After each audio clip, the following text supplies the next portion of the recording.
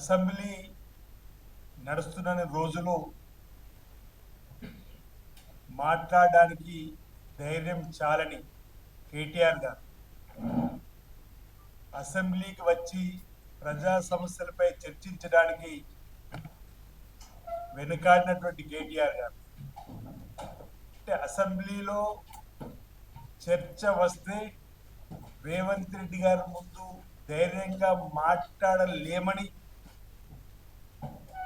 ఈరోజు రోడ్ల వెంట తిరిగేటువంటి కార్యక్రమాన్ని పెట్టుకోండి. జిల్లాల పేరిట ఓ రకంగా సర్పంచుల సన్మాన కార్యక్రమం కూడా అక్కడక్కడ తిరుగుతున్న క్రమం. అన్ని పత్రికల్లో కూడా అధికార పార్టీకి సంబంధించిన వాళ్ళే అత్యధికంగా గెలిచిరనేటువంటి మాట 60% పైగా. మిగతాది ఇండిపెండెంట్లు, మరికొందరు ఇతర పార్టీ సంబంధించిన పరిస్థితుల్లో కూడా బీరాలు పోతూ ఈరోజు సన్మాన సభల పేరిట వారు చేస్తున్నటువంటి యాగి ప్రజలందరూ కూడా గమనిస్తున్నారు. అంటే ఉనికి కోసం చేస్తున్నటువంటి ఆలోచన కేటీఆర్ కంట్రోల్ తప్పుతున్నట్టుగా కనిపిస్తుంది. ప్రెస్టేషన్ అనేది స్పష్టంగా కనిపిస్తుంది ఆయన మాటలు. ఇంట్లో పోరు, బయటకు వస్తే కవిత గారితో పోరు, ఒకవేళ అసెంబ్లీకి వస్తే ఇప్పుడు ఉపనాయకుడిగా అయినటువంటి హరీష్ రావుతో పోరు. ఓ రకంగా ఆయన మానసికంగా ఇబ్బంది పడుతున్నట్టుగా మనకు కనిపించేటువంటి సందర్భం. ఆయన ఆలోచన తీరు మార్చుకోవాల్సినటువంటి అవసరం ఉందని చెప్పని అనేక సందర్భాల్లో మీరు చెప్పినప్పటికీ మతి తప్పి మాట్లాడేటువంటి మాటలుగా దుర్భాషలు కూడా ఓ స్థాయిని దాటి హద్దు దాటి మాట్లాడుతున్నట్టు సందర్భం. నాలుగుకి ఎంత వస్తే అంత రాహుల్ గాంధీ గారిని ఇష్టానుసారంగా మాట్లాడిన మాటలు.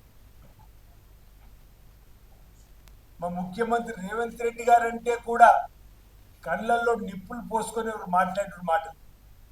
ఇద్దరి పైన నిన్నటి రోజు ఓవైపు రాహుల్ గాంధీ గారి తల్లి శ్రీమతి సోనియా గాంధీ గారు ఒకవేళ తెలంగాణ ఇవ్వకపోతే మీ పరిస్థితి ఏందని చెప్పిన ఆలోచన లేకుండా పెన్నింటి వాసాలు లెక్క పెట్టే విధంగా మీరు మాట్లాడినటువంటి మాటలు తెలంగాణ సమాజం చిత్కరించుకుంటున్న వేళ మళ్ళీ నిన్నటి రోజు రాహుల్ గాంధీ గారిని రేవంత్ రెడ్డి గారిని ఓ పరుష పదాజాలంతో తిట్టేటువంటి క్రమంలో సభ్య సమాజం కూడా తీవ్రంగా తప్పుపట్టేటువంటి పదాలను వాడడాన్ని మీరు తీవ్రంగా ఖండిస్తున్నారన్నమాట చెప్తాం.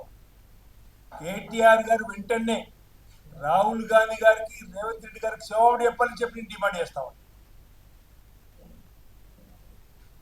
ఈరోజు ఆ పదాలు మేము కూడా అనొచ్చు. కవిత కూడా అనేక సందర్భాల్లో మిమ్మల్ని ఆ మాటలు అన్నది.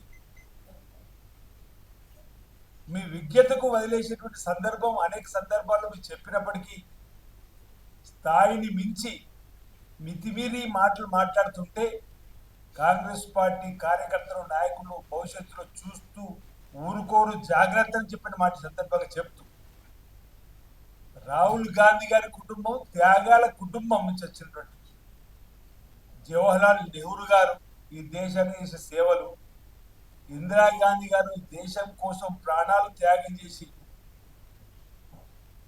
పేదల ప్రజల అభివృద్ధి కోసం కృషి చేసినటువంటి కుటుంబం నుంచి వచ్చినటువంటి రాజీవ్ గాంధీ గారు కూడా మానవ బాంబుకు బలైపోయినటువంటి సందర్భంలో దేశం కోసం. అలాంటి కుటుంబం నుంచి వచ్చినటువంటి ప్రత్యేక తెలంగాణ రాష్ట్రం ఇచ్చినటువంటి శ్రీమతి సోనియా గాంధీ గారు కుమారుడు రాహుల్ గాంధీ అని చెప్పిన ఆలోచన కూడా లేకుండా ఇష్టానుసారంగా మాట్లాడిన మాటలు పిచ్చి ముదిరి పీక్ స్థాయికి వెళ్ళినట్టుగా కనిపిస్తుంది. ఏం మాట్లాడుతున్నారో ఒకసారి ఇంటికి వెళ్ళిన తర్వాత ఆలోచిస్తున్నారని అడుగుతున్నా.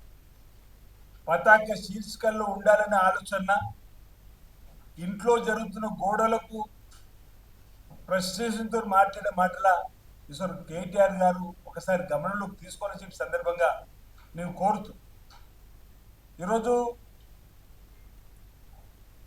అంటే ఇంట్లో కూడా అంటే శైలిమ గారు కూడా కేటీఆర్ యొక్క ఆలోచన మీద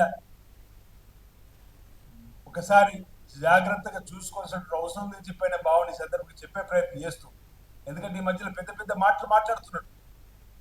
Subscribe us and press the bell icon for more interesting updates.